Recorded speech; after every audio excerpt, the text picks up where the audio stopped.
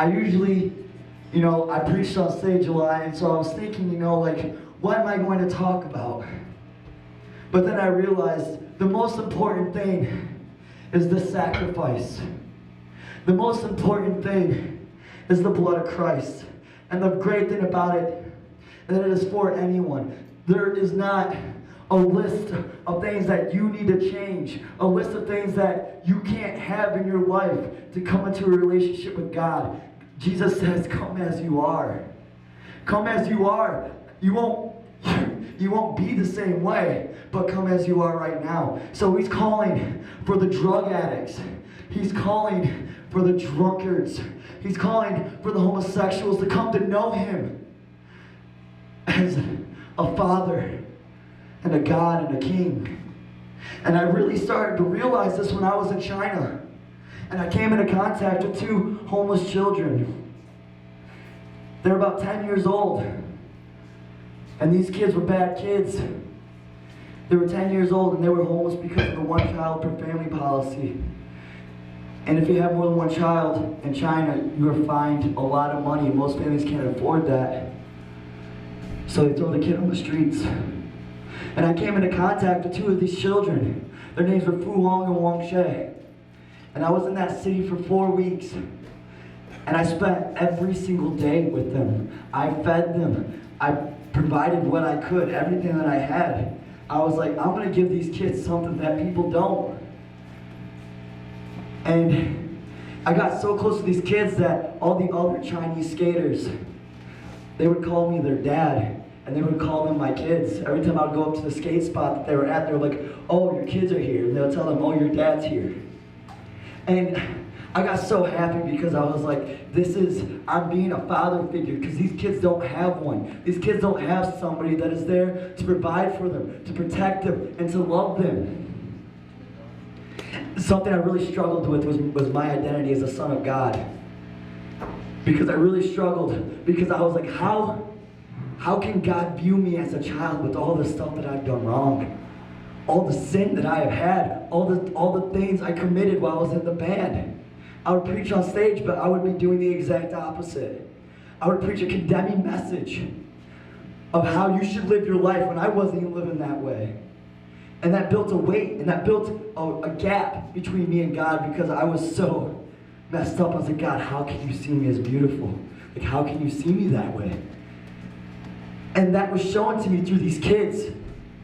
Because these kids stole, these kids smoked, they drank, they were drunk a lot. One night, I was in a hotel room. Isaac, he was actually in the school with me, raise your hand. He was from New Jersey, and he came here for this show, because he's awesome. That's fellowship, that's the body. But anyway, we were in our hotel room, and I heard that these kids stole a PSP. My kids stole something. And I heard that there were other kids that were going to discipline them. And I ran out of my apartment, and I searched the city, because I was like, no one's going to touch my kids. No one is going to lay a finger on my boys. And the more I realized it, the more I grew, my heart yearned and ached for these kids. The more I realized this is what the Father has for me. This is how he views me. He wants to love me, provide for me, protect me, even though, I may feel this dirty, abandoned person. God still sees me as beautiful. These kids found out that I knew that they stole something. And they were very upset. And the next day, I went looking for them again, and they saw me. And one of them jumped in my arms, and he looked at me, and he was like, I'm sorry. And I wasn't mad. I wasn't like, you did something wrong. I was like, no, I'm just glad you're here. I'm glad you're in my arms. And this is how, and it was just revelation, just downloading. It's like, this is what the Father has for me. This is how God views me. And these kids smelled terrible. I smelled like homeless children for 4 weeks. I smelled like piss. I smelled like crap. But I did not care, because that reminded me of my kids. And I loved every single minute I spent with them. And so when they did something wrong, I didn't look at them as these nasty little bad people that that society said they were. I saw them as my beautiful boys. And that is what I want you guys to see tonight, that God will take you as you are. God is not this nasty, like, no, you have to change this before you come to me. God is not saying that. God is saying, come as you are, and I'll help you.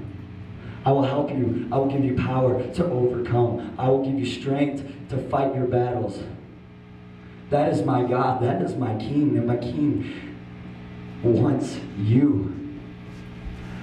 And I don't want to, make things complicated, because it's really not. Salvation is not a complicated thing. It's a gift. It is a free gift. It is for all of you.